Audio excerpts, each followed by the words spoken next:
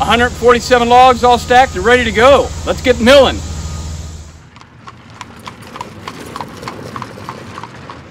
Well, let's talk about the mill that I have. I bought this in 2008. It's 13 years old and it's a champion. It's made by Woodmizer. It's called the LT15. One of the reasons I bought it, well, there's several reasons I bought it. First of all, these bed sections, you can continue to buy these bed sections as much as you want. You can mill a 100-foot long tree on this if you wanted to. In fact, if you know of the Ark experience, I think it's called, down in Kentucky, they built an Ark, Noah's Ark. Most of that wood was milled with an LT15 because it does such long sections of wood. The other advantage of this is that it's all manual. I don't have any hydraulics or anything on this. The ramps that lead up to the bed are very low, so I can handle all my wood by hand. I don't have to have a tractor to bring the wood here. It's relatively cost effective. It's one of the cheaper ones that Woodmizer makes, and it has a 28-inch diameter limitation on that, and that's about the biggest log I can handle by hand and about the biggest log the horses can pull, so it's really sized to our limitations. The other thing about that is, many times when loggers come in, they look at 25 inches and above. Well, I'm looking at 28 inches below, so even though this land was logged, there were plenty of trees left over for me to mill because they left them for me. So let us see how we set up this pad and the mill and got the whole operation in place. Well, we filled the pad with 147 logs. I'm a little intimidated by this. I've never had this many logs to mill, and so I need to get started immediately. The heavy equipment operators are real busy down there in the pond, so I don't want to interfere with them, but I have to bring the lumber mill up here in between these log piles, so I don't have to move them that far. But first I need a level spot along this dirt pad here. Well, the problem is I'm not sure without equipment how exactly I'm going to do that. Well, when you run a horse-powered farm and you sell the horses, you're in a world of hurt. We do everything with horses, and without them, we didn't realize how much we did with them and how we just said, oh yeah, just go get the horses to do that. Well, today I finally was at my wit's end. I didn't know what to do. I didn't have horses. So I asked for my sidekick Kyla here to be my assistant teamster, and I hooked up the horses. These are the horses. Let me show the forecart.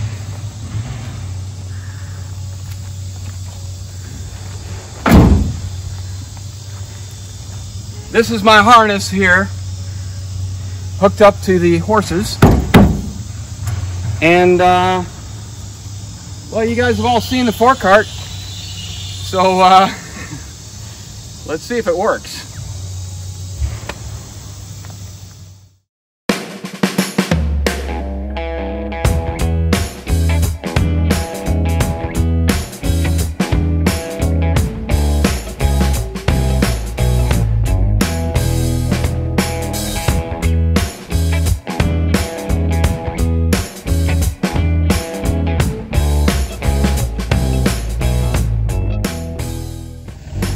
Okay, so my horses are too short.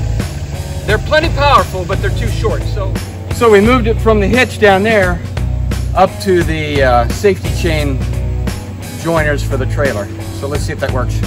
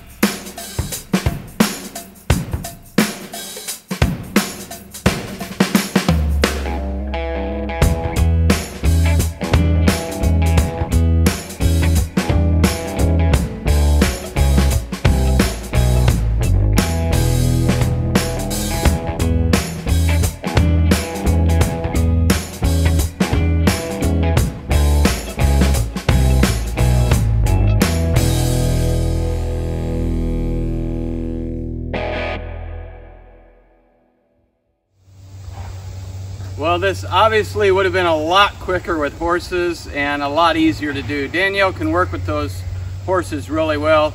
It's difficult when I'm in a truck 30 feet up in the front trying to maneuver, but it did the job, so let's get the mill out.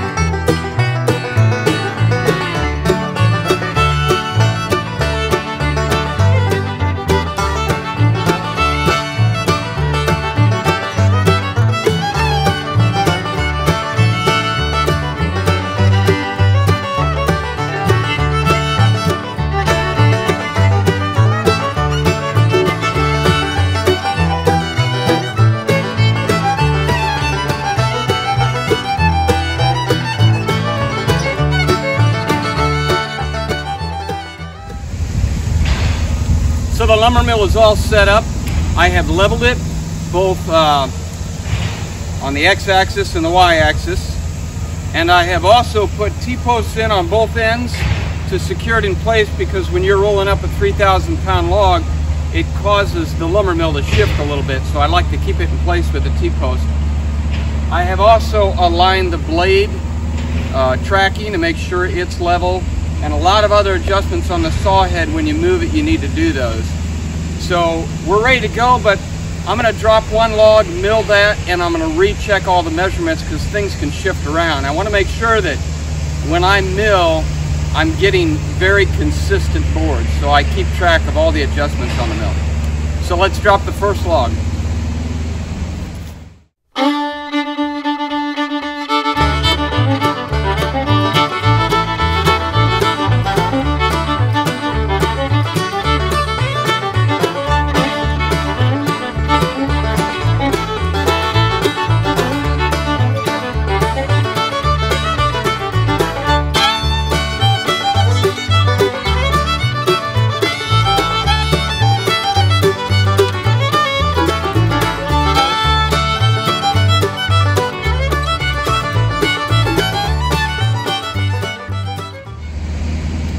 When I measure the log, I'm looking at the diameter of the log, the fat end and the thin end, and hopefully there's not a whole bunch of difference between the two. If there is, sometimes I'll cut the log because I can lose a lot.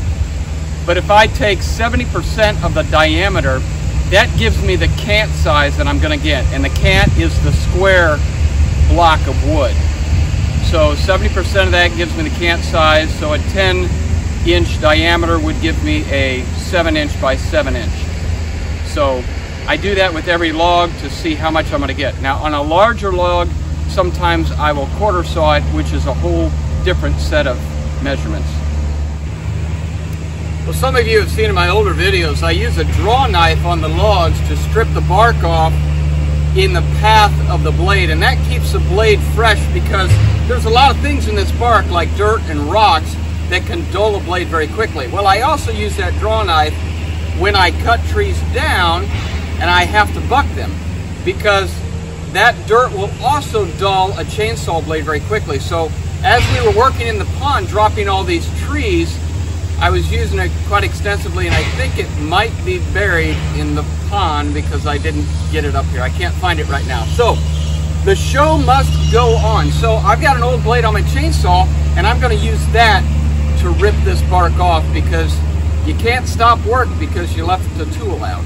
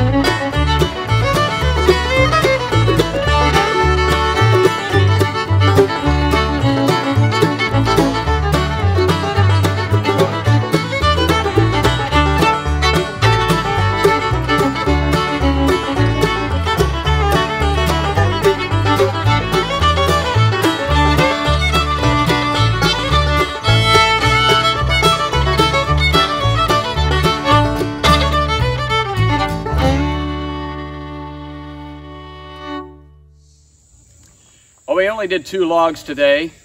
We have 145 to go, but it was good to get the lumber mill set up and ready to go, and I'm now setting up other things like drying racks to get this all wrapped up so we can get multiple logs a day. But thanks again for joining us this week. Up and coming, we're going to show you how we use the rest of the wood, not just the cut wood, but the rest of the wood and even the sawdust. So if you've subscribed, thanks again, and leave a comment. And if you haven't, please subscribe. We'll see you next week.